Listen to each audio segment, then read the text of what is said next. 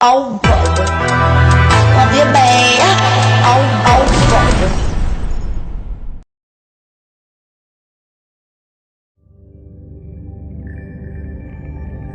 न कोई शीश महल है न कोई ताजमहल है, यादगार मोहब्बत ये प्यार का है प्यार।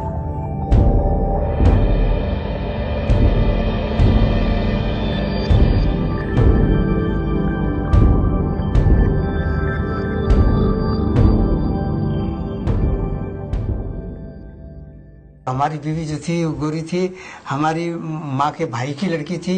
उसने देखा था तो उनका नहीं, मैं तो उसी से शादी करूंगी।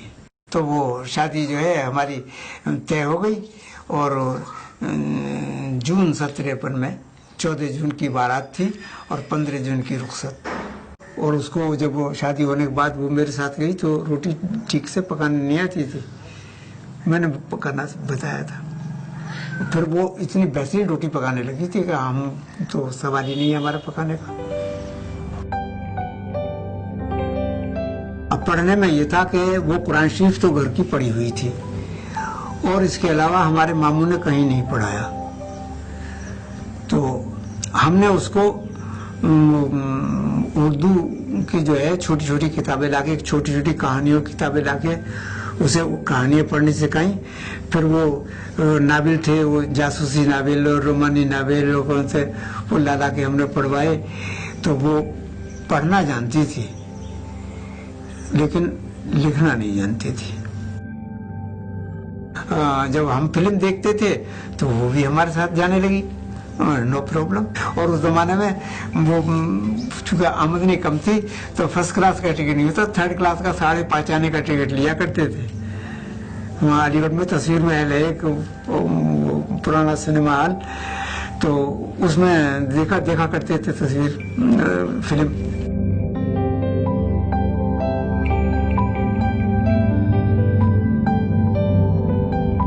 अब ये है कि भाई उनका साथ रहा और साथ हमारा हंसी खुशी कटा। कभी कोई ऐसी बात नहीं हुई जिसमें कि नज़ा हो। फिर ये था कि जब वो अच्छी थी और बच्चे हमारे हुए नहीं तो कभी उसको एहसास होता था और वो ये कहती थी कि हमारी न्यास फाता तो क्या कोई हमारा जिक्र भी नहीं करेगा, हमारे मरने के बाद कौन हमारा जिक्र करेगा। तो मैंने ये कहा कि इसी कमरे में थे, मैंने कहा कि इसी खेत में मेरे सामने अगर इंतकाल होगा तो इसी खेत में बीचों बीच में तुझको दफन करके ऐसा मकबरा बनाऊंगा कि बरसों याद रखेंगे लोग। और मैंने आज तक इसमें किसी का एक नई पाई भी नहीं लगाया है। बीबी के मरने के बाद सारे काम मैंने खुद किए। उसका कफन भी लेने के लिए मैं बाजार खुद गया।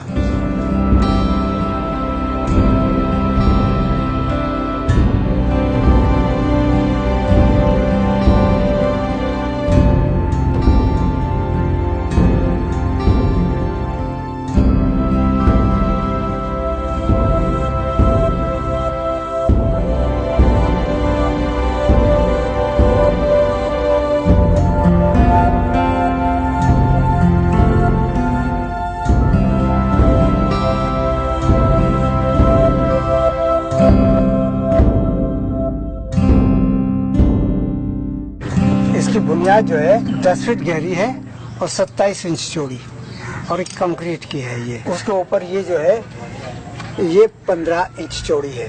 अब इसकी हाइट तो अंदाजन यहाँ से 14 या 15 फुट ऊंचा है दीवार।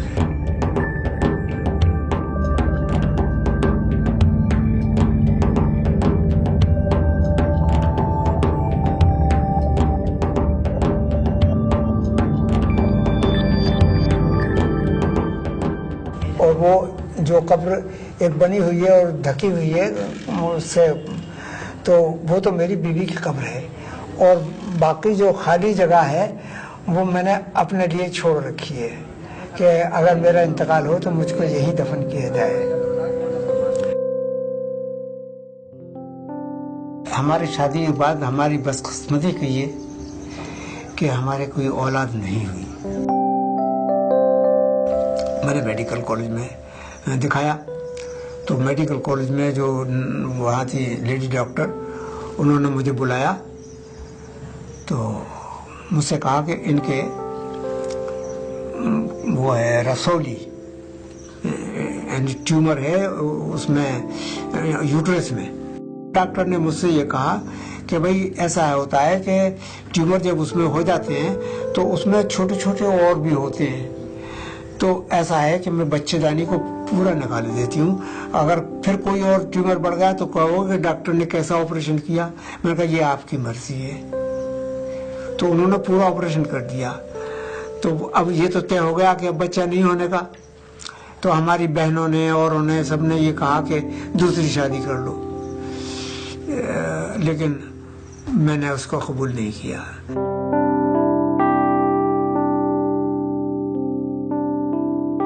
बस एक कसक दिल में रह गई कि मरने से पहले जब उसका दूसरा कैंसर हुआ गले का, उसमें बोलना बंद हो गया, तो वो कुछ कहना चाहती थी मगर हम समझ ना पाए, इशारे उसके समझ ना पाए, जबान से वो कह ना पाई।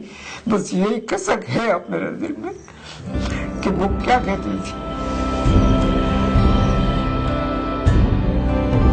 मेरे नाखुदा मेरे राह पर, मेरे रहनुमा मेरे हम सफर, लगे जहां से है तू अजीज तर, तू कहाँ गया मुझे छोड़कर, मेरे शीशे दिल को तोड़कर, तू कहाँ गया मुझे छोड़कर।